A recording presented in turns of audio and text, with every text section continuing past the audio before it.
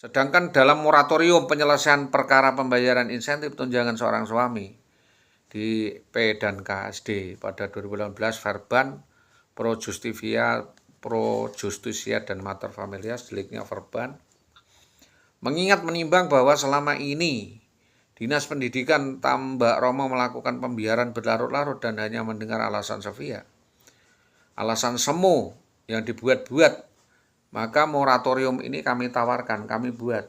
Ini semacam moratorium ya somasi, kami buat agar supaya Dinas Pendidikan mempertimbangkan kembali dan meninjau kembali atas dasar alasan apa izin gugat sepihak yang disampaikan oleh IWW tersebut kepada Bupati Haryanto. Bahwa dengan beberapa posita, beberapa kasus ini dinas kembali membaca permasalahan yang terlambat dibaca, yang disampaikan klien berhubungan dengan perkara akuo yang sudah jelas prememorinya, yaitu prememori banding di luar pengadilan. Ya, banding tidak sah, tidak masalah, yang penting disampaikan ada permasalahan. Sebagaimana dapat dipertimbangkan dengan peraturan pemerintah dan perundang-undangan mengenai dugaan beberapa penyelewengan yang sengaja dilakukan IWW dan dugaan kabur dari rumah dengan cara tidak beretika sebagai pejabat ASN ini adalah sebuah pelanggaran. Ini pelanggaran kedua. Bahwa atas kejadian demi kejadian tersebut maka klien memungkinkan yakin adanya suatu persekusi, eksekusi, manipulasi, ingkar janji dan penyelewengan berlanjut, rekayasa bohong yang dilakukan oleh tergugat kepada klien, bahwa tergugat balik telah menguasai, meliarkan, memborahkan sejumlah barang, disearch atau aset saudara korban, ya, aset orang ya, ini aset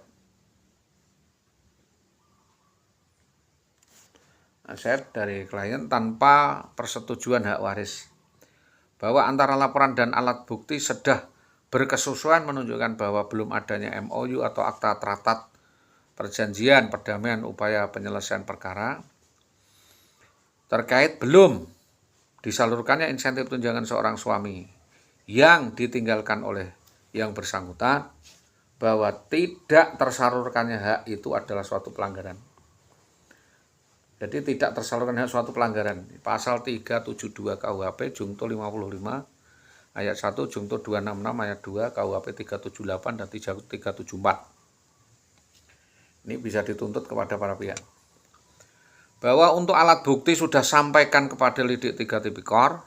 Alat bukti lain juga penyerobotan alias penundaan bayaran, alibi-alibi perampokan, perampasan, pemerasan, pembiaran atas pelayanan negara kepada klien. Jadi kita berhadapan dengan negara.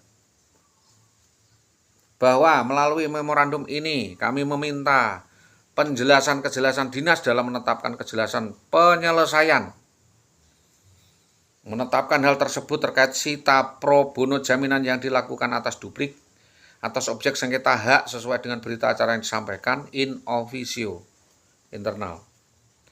2. Bahwa tergugat Dinas Pendidikan diminta agar memberi keterangan yang memadai agar atasannya ankun Bupati Pati melakukan pendalaman atas kasus dalam rangka penyelesaian dugaan penyelewengan penyimpangan yang dilakukan tergugat.